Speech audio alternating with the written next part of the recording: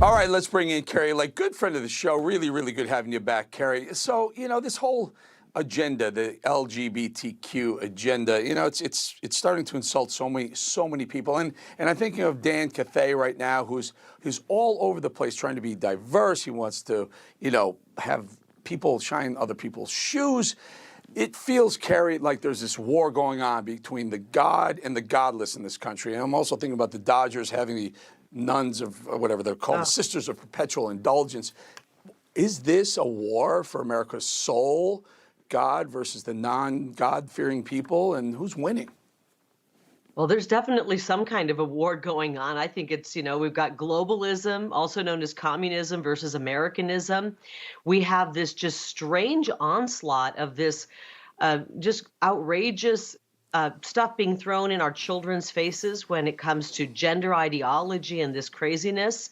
And guess what? These woke companies are getting a wake-up call from Americans who are sick and tired of it. And we're saying to them, we don't need your products. We will survive without going to Target and having to stroll our kids through these aisles, showing all of this transgender clothing and pushing it in our faces. We don't need it. We can shop other places and we can do without. And I think they're starting to get the message. Anheuser-Busch losing the money they have lost in their terrible decision to go woke with Bud Light, I think was a wake-up call. But you would think that Target would have better sense. So many moms take the little Target run, they bring the kiddos, they plop them in the cart, and then they have to see this. I'm hoping that these companies finally at some point wake up. Well, and here's the question, because we saw what happened with Anheuser-Busch, right? So Bud Light brings Dylan Mulvaney, their stock plummets, their sales plummet. They have drivers out there who are delivering stock to shelves, getting flipped off, getting the middle finger thrown at them. They're getting insulted, and still, you know what they do? Instead of, so they hook up with they try and hook up with Harley Davidson, Budweiser, not Bud Light, to kind of solve this, but still, we just found out they turned over several $100,000 to the LGBTQIA plus community, again, after they've lost billions of dollars. Well, and Target donated $10 million to the Marxist group BLM, which hasn't done anything for Black lives. So I don't know where they're getting their marching orders, but they're going to march themselves straight out of business. And it's unfortunate, but we are not going to sit by idly as this is thrown in our faces and thrown in our children's faces. This is not an attack on gay men and women in this country, but this whole push for transgenderism coming at our kids in school, coming at them through culture, coming at them when we go to the shopping at the Target store, coming at them in advertising.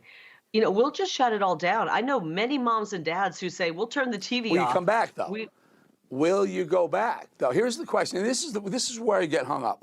So then some CEO will say, yeah, we made a mistake, and they'll put someone else. They'll get rid of Dylan Mulvaney, or they'll move the tuck-it underwear from the front of Target and to the back of the store, and they'll expect you to come back. Will the consumer come back, or should we? I think a lot of them won't. I mean, the people I know who turn their back on Bud Light, they would rather, die of thirst than take a sip of Bud Light. This is where it's getting with this stuff. There might be some who just go for a little while and say, look, I'm going to decide to spend my money in a different place than Target temporarily, and eventually I'll go back. We'll just show them how powerful we are when we come together and we, say we're not going to spend money with you. But I do believe there will be people who just say, no, you are on my list of companies that I won't offer my hard-earned money to anymore.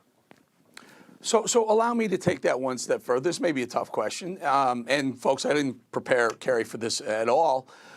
Fox News, a year ago, they did their Pride Month. They announced the Pride Month in June, and they had the family with the 5-year-old that went transgender, and she knew in the womb that the she was a he.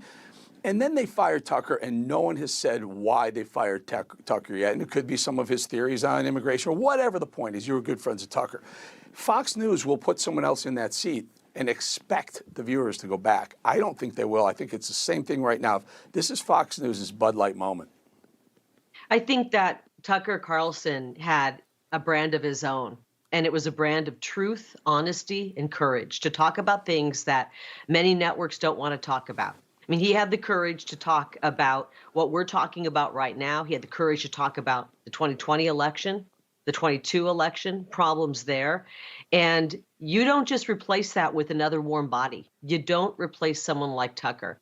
And I don't know when he'll be back. I hope he will. I think he has an important voice in our movement. But people are waking up to that. Last I heard, the ratings are down. You know, some people will just tune in. They like to have the background noise on in the house, and they'll tune in because it's a habit and they maybe aren't following it. But I believe that they've lost millions of viewers who won't go back.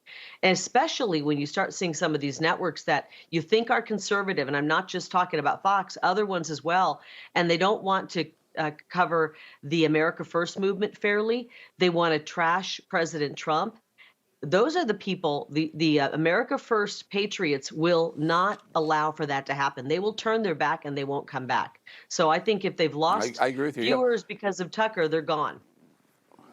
Over 1 million viewers per hour in prime time, over 1 million. And it's 7 weeks now, 8 weeks now, and they haven't come back. Kari Lake, I agree with you wholeheartly. The problem with Fox is the people running, not Rupert so much, the sons, and the sons' wives are wildly liberal. They've donated, they've worked with Clintons before in the past, and Paul Ryan on the board. They've just infiltrated a woke agenda into Fox, and you know, it's a shame. Anyway, putting another warm body, as you point out, probably won't bring them back, and hopefully they continue to come here and check out Kari Lake on the show. Appreciate We got your time, options Kari now, Lake. don't we? We've got options now. Yes, we do. Newsmax, you know, last time they got rid of people that we like at some of these networks, there were no options. And now Americans have options. Alternative media is growing.